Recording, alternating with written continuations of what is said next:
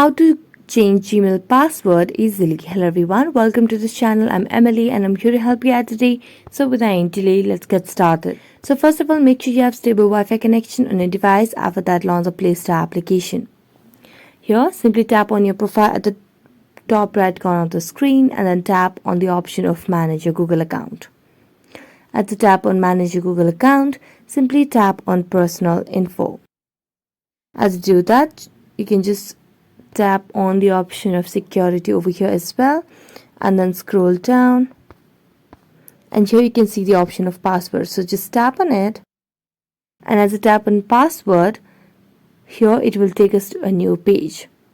So you just need to verify it's you over here, and after you verify yourself in this process, what you simply need to do is here you can just create new password and you can just tap on change password. So that's it. Thank you so much for watching this video. See you next time.